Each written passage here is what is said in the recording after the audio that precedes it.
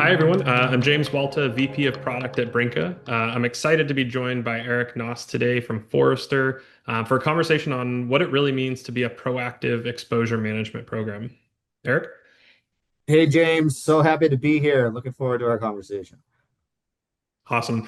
Yeah, and so today we're going to jump into five key areas that really pertain to this topic, where proactive security platform market is headed, why fragmentation is such a challenge and a problem, how prioritization needs to evolve beyond technical severity, what it takes to actually close the remediation gap and build out a more ownership-driven process.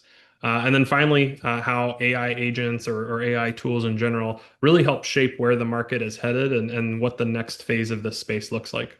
And so, Eric, maybe this is the best place to start with insights into the market itself. I know, Forrester has been looking closely at proactive security platforms and how the space is evolving from standalone ASM, VRM tools into something that's more unified. So, how are you seeing the market shift, and what should security leaders be paying attention to? Yeah, it's a good question because historically you had like your vuln scanners over here that you ran on your network and you found CVEs, and those solutions were very vulnerability centric. They were giving you a list of findings without necessarily what you should do about them, and that's why the vulnerability risk management market emerged to collect this variety of vulnerabilities that you have to help implement a prioritization strategy. It's kind of ironic that the vuln scanners were able to find vulnerabilities, and they create a lot of noise, and this whole other category had to come to fruition to help prioritize all the vulns that were detected. But even with like the vulnerability risk management market, they remain vulnerability centric. They give you, they helped you prioritize based on number of CVEs collected, but organizations still had an overwhelming number of vulnerabilities that they had to triage. Enter the attack surface management market, because from there, what you started seeing is the collection of these vulnerabilities and asset attributes, meaning like the context of assets, why the assets are important, the controls that are protecting those assets, and so on, to give you a more asset centric view of your environment and how you should be thinking about your attack surface overall, not just the CVEs, but the CVEs that make up your attack surface and your asset estate. What you start to see now within the unified vuln management market and the project security platform market is not just like a vulnerability centric view or an asset centric view, it's a remediation centric view. Mhm. It's grouping all these vulnerabilities and all these exposures and misconfigurations and gaps in your control environment to give you a playbook and a plan around this is what you need to do. Here's the symptom, but here's also the root cause that caused that symptom to begin with. Around this is how you can improve your posture overall.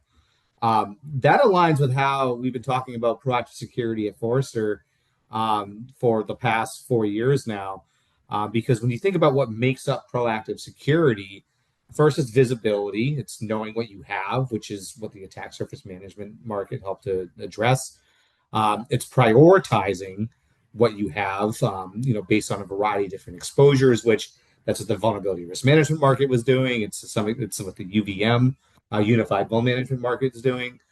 And it's also what the exposure management market's doing. So exposure management is grouping all of these exposures together, CVEs, misconfigurations, problem identities, overprivileged accounts, and chaining these together to identify what the toxic combinations are, so that you have an idea of this is the thing that I need to focus on, and then giving you the remediation view. And that's why we cover this space as a proactive security platform at this point, because we saw that prioritization wasn't enough. We saw that visibility through attack surface management wasn't enough. And what teams really need is they really need all three of these things. They need visibility to have the proper prioritization so that they have a remediation centric lens of what and how that they need to respond. So that's what we've been covering at Forrester. I've been covering for the past 4 years. Visibility, prioritization, and remediation. Is that how you see your clients talk about it, James, at Brinca, or do you see something different?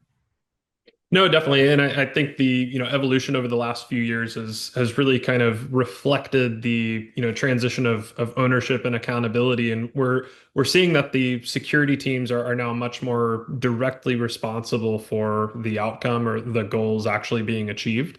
And so I think, the way you kind of broke it down with those three pillars is, definitely the conversation that we've been having more and more with customers that are maturing or at least aware of kind of the market transition here.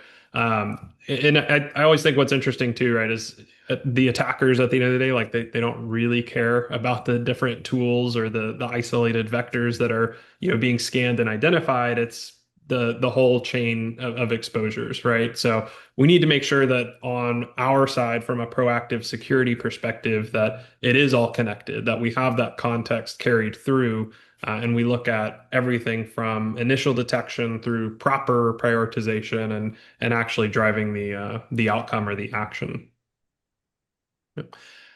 So let's build on that market view a little bit, and I think that the next two topics that we get into are very closely connected.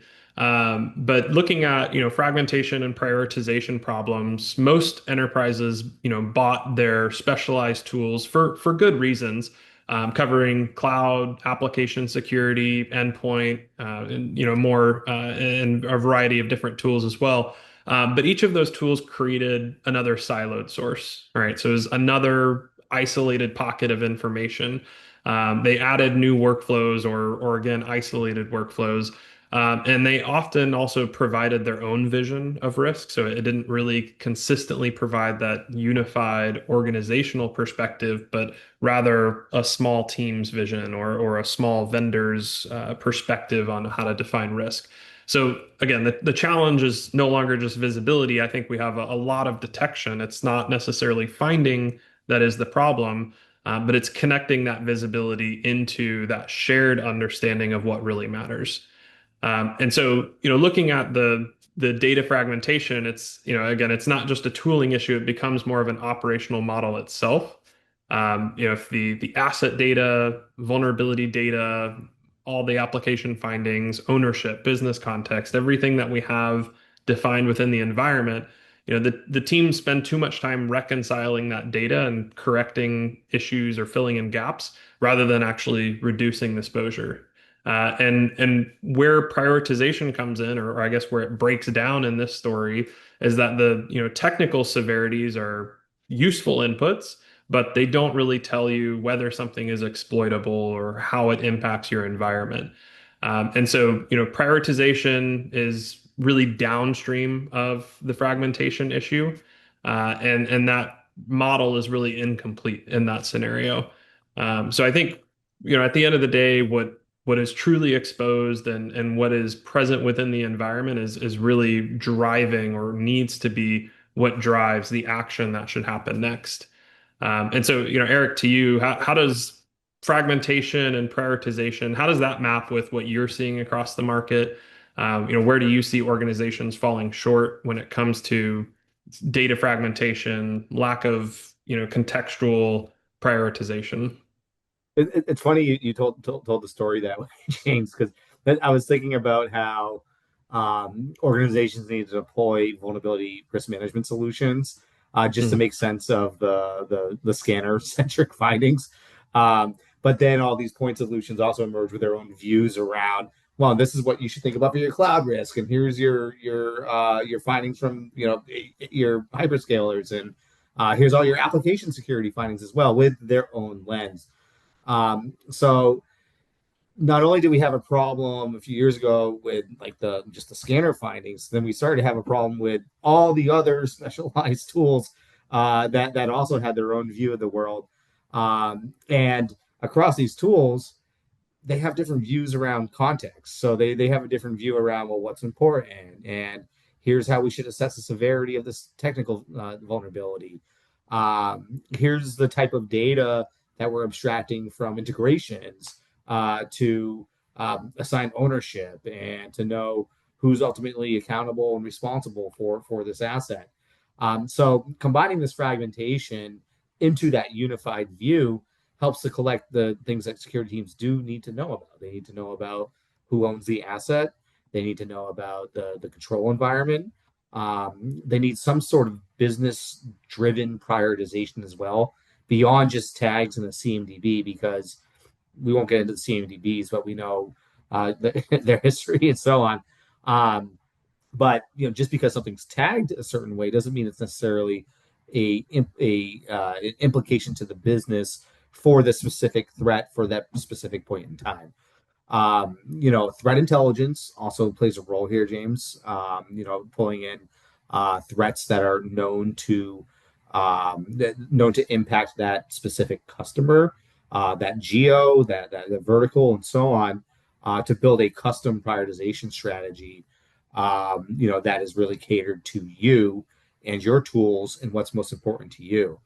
Not just taking these things out of the box. And when you have all these things fragmented throughout your environment with these different views, it's helpful to have a one consistent view around what you can what you can tag and describe as most important based on what you do for as an organization. Yeah, and I completely agree. I think the data fragmentation problem has always been there. You kind of joked about CMDBs, right? I don't think anyone has ever claimed to have a perfect or a mature CMDB, but it is a generally good starting point. I think what's really shifted and what's become more of a highlight issue nowadays, though, is really how we define prioritization. I think, years ago it was fairly simple, right? We were looking at technical severity and maybe a little bit of business context thrown in there. And that was enough, right? But now with the volume of detections and findings that all of these different tools are detecting now, it becomes even more crucial to make sure that prioritization is as good as it possibly can be. And doing that from an exposure perspective, I think helps address the right perspective of risk.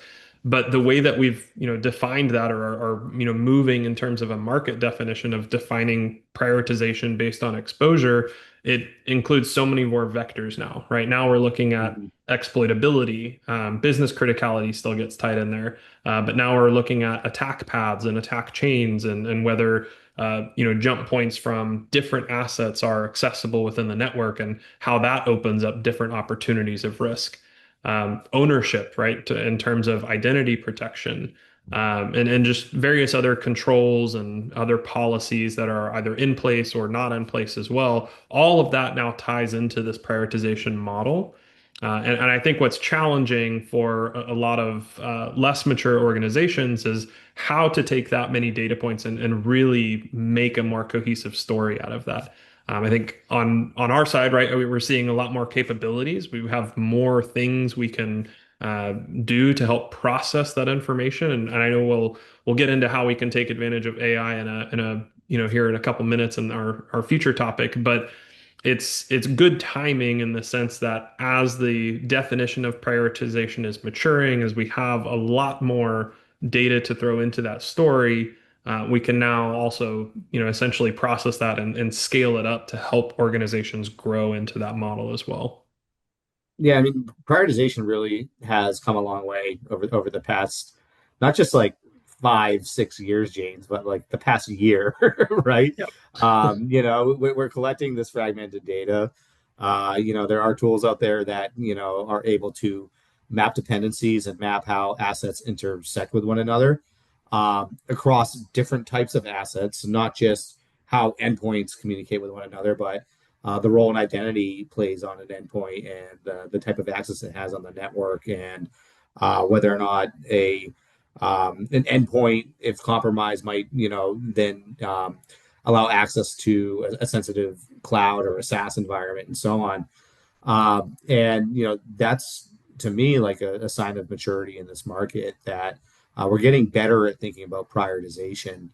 I think it's important to note too that um, attack path assessments and what you typically see within exposure management solutions, they're telling you what in theory could happen Mhm. based on the attack paths that they're building out with their context graphs and so on. You still want to think about how threat intelligence plays a role because just because something exists on an attack path doesn't mean that there's necessarily a threat actor out there that's going to take advantage of that assessed attack path. Um, and there's also validation testing. There's exposure validation testing out there to prove that these exposures are reachable and that they are exploitable beyond just taking a these really advanced AI models that can assess these things, but proving it out via a continuous or one-time pen test. Yeah, absolutely. Yeah, and I think, one other perspective as well, we kind of touched on it earlier on, but it's accountability, I think is a big sensitive topic around prioritization. Because it is more now directly on the security teams. And I think the downside of data fragmentation is it creates more isolated pockets, and that was more or less like okay when it was just accountable for those teams to prioritize their own risk. But now that that's been centralized and the security teams are front and center on actually owning the process of prioritization, the excuse of I didn't know that existed or I didn't know where that information resided, that just doesn't work anymore. So, from a data fragmentation perspective, now that the accountability is unified and centralized from a security team, the data has to follow as well. We have to bring it all together, tie that story of context into, more of a unified approach and then drive unified action on the output of that as well. Yeah, and that's a good point and probably a segue too, James, because just because security teams have uh, opportunities for better prioritization, they're collecting more context around like what the attack surface looks like. It doesn't necessarily mean that they know who needs to fix this, which teams it needs to go to. Maybe it's a subsidiary in a large organization that they've never interacted with. So that's where I think about these things back to the principles I talked about earlier. When you're collecting, the visibility of your environment, the context around ownership and context around the organization that owns that workload are really important to collect as you move forward to prioritize those things and be much more efficient with your remediation and your response processes. Mhm. Um, is that what you see as well? Or Yeah, absolutely. I think, and that's really, as you said, a smooth transition into our next topic, which is around that remediation gap, right? And I think it can be defined as, finding the issue is not exactly the same as fixing it, and that I think is more of the old school methodology of what security teams were really thought to be responsible for. But now driving that actual resolution, actually getting results in terms of fixing and lowering, risk for an organization is really the new objective. And opening tickets is not the same as reducing exposure. So there's action that has to be accounted for in that remediation process now as well. And remediation only works when the right issues reach the right owners. And so context is key, but so is that process. So I think, with enough context to act and enough governance to track through completion, then we can start to, consider a more mature remediation process is in effect. So, from your perspective, uh, are proactive platforms as we shift into this more proactive mindset, are they now expected to go beyond surfacing findings and creating the right reports and visibility? And is there any accountability or from what you're seeing, is there expectation of actually influencing with measurable results, how remediation gets orchestrated or how, resolution gets delivered? yeah, absolutely. I mean that's table stakes in a project security platform at this point. And that, yeah, you might be really good at prioritization, but what are you doing to orchestrate and make the remediation and response process easier? Because teams don't just need a list of findings, right? They need to know what to do about them.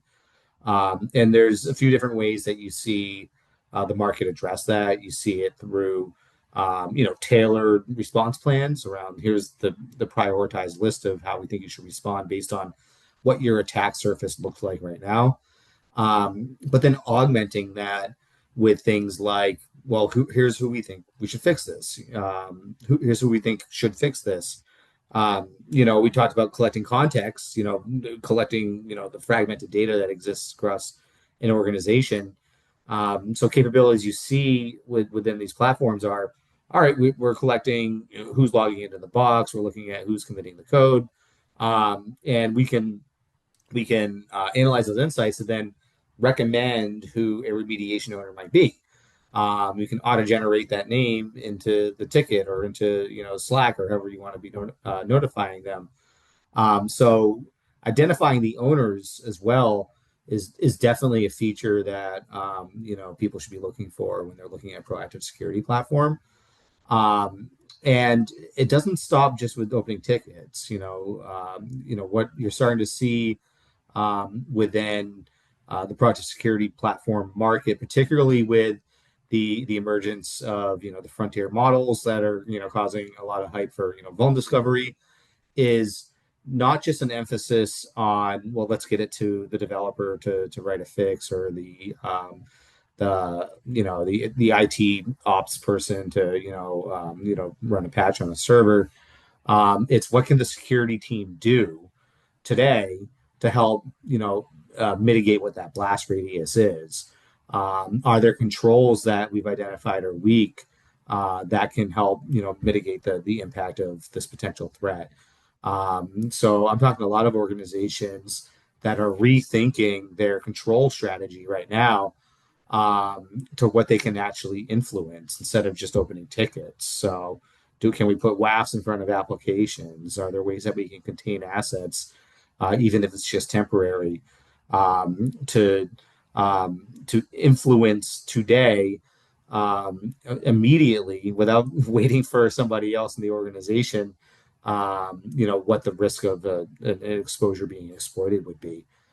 So these are real conversations, and it's a shift in how I'm seeing folks think about risk appetite. Everybody always emphasized availability, in 6 nines, like forever. I'm starting to hear security leaders briefing their CIOs and their risk officers on, hey, we need to start thinking about when is the risk of availability less important than the risk of this box being owned. And as we see, AI models mature, and we see, commercial proactive security solutions leverage AI in more meaningful ways, these are conversations that are going to continue to increase, I think. Mhm. Yeah, and I think that echoes with what we're hearing from our customers as well, and what we're seeing just in general conversations in the market. I think the way I would look at it, especially over the last maybe 2 or 3 years, the maturity has really been around the security teams really more or less defining the process now. I think many years ago, it really was them enhancing the existing process, providing better suggestions and creating better tickets to act on. But it was working within that same playbook that had more or less always been there. Create a ticket, someone owns it, they'll resolve it. And now it's more, I think, getting into actually orchestration of remediation. And so the two main areas that I know we've been seeing in the market is more around intelligence and then execution. So how do we make sure that what we're acting on or what we're prioritizing is the right action to take? And that comes down to a couple key areas that I think have been lacking for a long time, but it's all the right inputs, right? So when we go back to our prioritization topic, there's so many more details to account for now. But I think a big component of that intelligence, decision layer is the transparency as well. There's a lot of trust and accountability that needs to be shared across teams now. And so making sure that we have that visibility, that it's not a black box magical process of how something got to top of queue, but there's actually transparency in that process or what those inputs were. Because I think the more information a security team can provide, ultimately the quicker something's going to get addressed, right? If it is turn on a firewall or it's, unfortunately, deploy a patch and restart a service, that context behind why that decision is being recommended is crucial to making sure that that gets done in a quick and efficient time. Because I think what we've seen for years is that IT ops teams or whoever owns the suggested remediation, they have their own perspective on how critical that asset is to the organization. And they, try to make their own adjustments on, well, I know this is mission critical. You're telling me to restart it. I'm going to wait for the weekend cycle to come and I'll do it then. But if we share more information, if we provide more context around what's exploitable, how exposed it actually is to the environment, that context helps immediately transfer that justification of decision making to that team. So they understand the priority or the context of why it needs to be restarted tonight on a Tuesday night cycle rather than waiting, 3 or 4 more days till the weekend cycle. And so I think that's really the evolution that I've seen from my perspective, at least in terms of security teams owning more of that process and actually driving not just the items or the actions themselves, but more or less like the A to Z process of how that story happens. Yeah, absolutely. I mean, when you can go to a fixer in the organization and say, hey, this thing needs to be fixed right away because there are active exploits going on for this vulnerability. This asset is externally facing. We have threat actors that are targeting our organization that are known to exploit this. It creates a much more meaningful story than, hey, the CVSS severity score on this is 9. So yeah, the as teams are orchestrating more of the remediation process, they're also creating more of a narrative of this is why this is important. And I think that the IT operators and the development teams really appreciate the perspective as to why they need to focus on something that isn't their day to day. Yeah, definitely. Now, and I think this kind of naturally leads us to the last topic for today is, well, what can we actually start doing about this? And I know, in today's world, the natural place that this leads us all to is AI. If we've got fragmented data, if we're struggling with prioritization, remediation workflows need more context, it's more, more, and more, right? And AI certainly helps to some degree with that story or that initial narrative.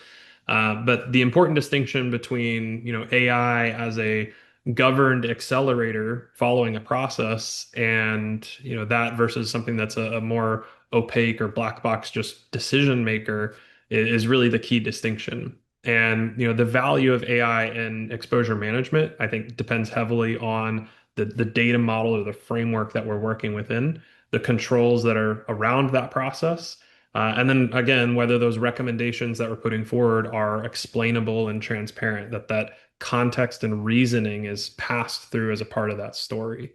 So, Eric, from your perspective, how are you all starting to advise security leaders to really distinguish between, AI capabilities and hype, and into more, mature adaptation and enhancement of processes?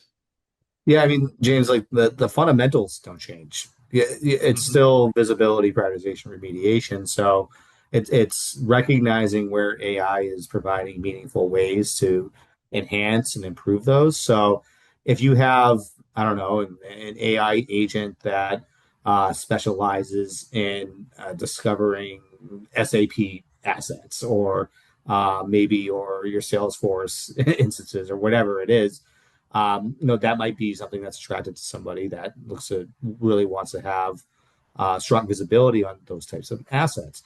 Same for prioritization. There's agents that can help map these different things. There's agents that have specializations and endpoints and identities and data and cloud resources and so on that can really provide insights in meaningful ways. For what these assets do, gathering the right context, and then have agent feedback loops so that agents are debating with each other around whether these findings make sense and whether this is something that there's a consensus on amongst a group of agents. That's some models that you've seen out there, as some of the big tech companies have published details on the agentic harnesses that they're building. There's AI doing validation as well, AI doing vulnerability discovery through commercial solutions, but also through the labs, that are that has made a lot of noise the past couple months. But where I think there's the biggest opportunity for AI to improve project security is remediation, ensuring that we have the right context for what the right steps are.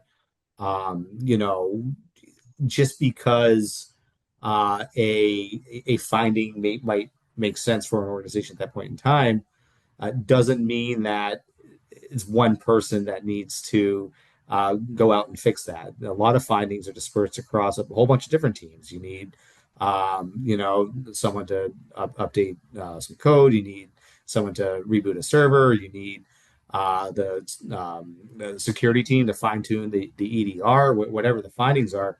That's where you start to see AI look at all these contexts and make these smart decisions and recommendations on this is who this is how we think you should address this, and because we have a good playbook and a good idea of how we think we need to respond here, we get more granular, we get more tactical on who we need to actually assign these issues out to.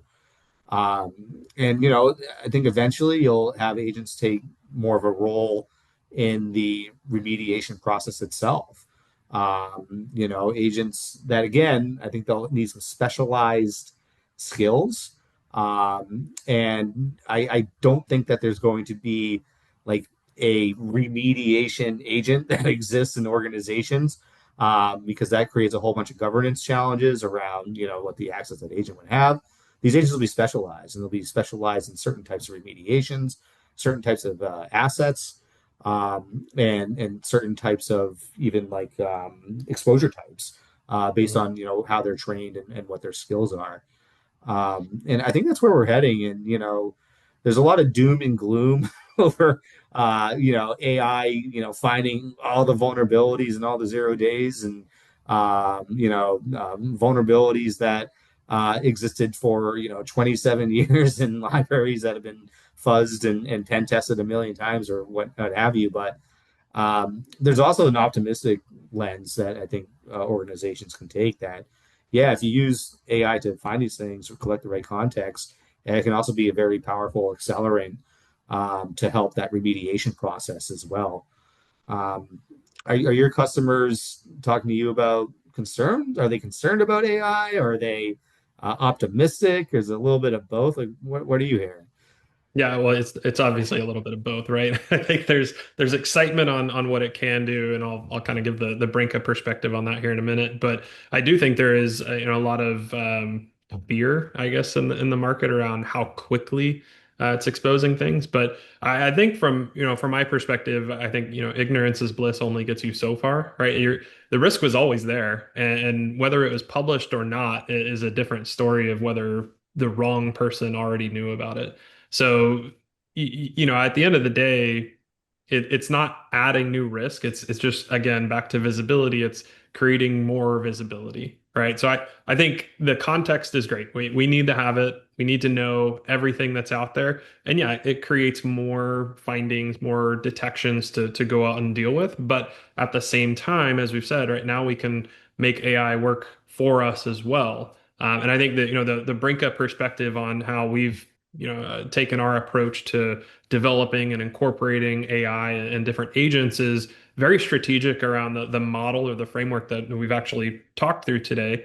And I know that it wasn't exactly the intent to line it up there, but it works out well. We have identified that really the key areas are around visibility and just cleaning up that visibility, getting into prioritization, and then ultimately helping orchestrate better remediation actions. So, from our side and what we've already delivered with customers around our AI attribution, right, and that really helps infer better data. As you were saying, like your example earlier on is we can look at, 60, 70% of assets where we do have ownership. We can identify trends, and then we can look at recommendations based on those profiles that we've detected to help fill in the gaps for that last 20 or 30% that don't have owners or maybe have old or stale information. And so I think that model, serves well for that slice of the pie, but keeping that transparent, right? Understanding what the confidence rating is, understanding what data points helped make that inference, helps gain trust in that process. So it's not just a name being auto-generated and assuming or hoping or guessing that it's correct. Then, moving into prioritization, right? The story there is obviously around all the different vectors we've talked about. There's so much more context that we can take into account now, and that's frankly, it's really hard to define ahead of time. When you have less data points, you can work more or less in a statically defined prioritization model. But as you get more vectors, as you get tons of more context, you need something that's a lot more dynamic and able to, take into account the different threat intelligence feeds, the different attack vectors and attack chains that are verified within the network, all the different business contexts that we have, unfortunately, scattered across multiple different sources, and make sense of this in a, more of a language-oriented way that helps still provide the right prioritization, but also pass forward all of the relevant context that was used to make that prioritization decision. And so that's exactly what our approach is, at least for that prioritization model. And where we're headed next is, I think, exactly that. It's remediation, right? And it's not really getting into automated, remediation or patch management, but these suggestions, right? Looking at how can we reduce risk within the organization most effectively. And I think the story there is really going to be around combination of details like level of effort, and then blast radius, how big is the impact of a single action, and making sure that that in context with prioritization helps drive the remediation narrative. And one thing that you mentioned earlier as well is like, some mitigations can be split into multiple steps. Maybe the easiest action today is turn on a firewall, and that, cuts your risk in half or more. But it doesn't really resolve the issue, right? It blocks it. It kills that attack chain that has been detected or verified, but it doesn't fully resolve the issue, and it doesn't stop another door from opening. But you bought yourself more time. Maybe you did buy yourself till that next safe maintenance window to actually fully resolve that risk. And so I think that story, understanding the different steps and the different players that are involved in that journey, is key to recommending strong remediation guidance. And making sure that it ultimately addresses the problem of getting rid of risk, making the organization more secure. Yeah, all these things feed back in together. You have to start with visibility so that you have the right prioritization, so that you have the right context to remediate, right? Yep. I always tell folks, visibility is the most important thing that you'll need to focus on to build your proactive security program. Yeah, absolutely. Well, I know we're right at the end of the time, so I'll give us a quick wrap up here, and I'll just bring us home with a few key takeaways. So first and foremost, right, the proactive security platforms are really emerging because the old tool by tool model just creates siloed environments, and it doesn't really match how exposure works in the real world. So adapting to that is key. Second, as you just mentioned, right, visibility is necessary. Security leaders need connected context across assets, across different tools and technologies, and making sure that all information is shared information to help drive that more transparent, visible story throughout the organization. Third, from there, right, prioritization, it's moved beyond just technical severity as we talked about, and it's really now defined to reflect real business exposure. It has to take all of the different context into account, and make sure that we're driving that priority based on the real world of what's actually plausible within an environment. And then fourth is remediation, right? So after we prioritize it, the next logical step is, well, what do we do about it? And this is where I think programs really kind of prove themselves in today's age in terms of how do we reach the right owners? What does the model look like? How do we have the right workflows to process remediation and get the actions delivered that are being proposed? And then ultimately, how do we track the actual exposure reduction? Making sure that we have quantifiable and verifiable results at the end of the day. And then all of this, gets wrapped up with, I think, a lot of excitement around AI. As we talked about, there's some fears as well within that story. But organizations that succeed with AI, I think, really are going to do that with strong data models, governance. They'll have confidence thresholds, and then clear transparency around process and procedure of how they're implementing it. Because I think at the end of the day that humans, unfortunately, are still what are held accountable, right? We're not passing off accountability to an agentic tool. So we need to make sure that we maintain insights, that we maintain control and visibility into those processes and these new tools that are being set up. So I think with all that wrapped up, for anyone that's watching, we definitely encourage you to continue exploring this conversation around exposure, proactive exposure management, and what that looks like for your organization. We do have resources available on this topic on our website, and we're happy to continue sharing that information for anyone that reaches out. And then we'll also be sharing today's recording. So for anyone that would like to pass it along to their peers or anyone else, the recording will be made available for that. And Eric, thank you for joining. Really appreciate the market perspective, just the conversation we had here today. It's my pleasure, James. It's always good talking to you.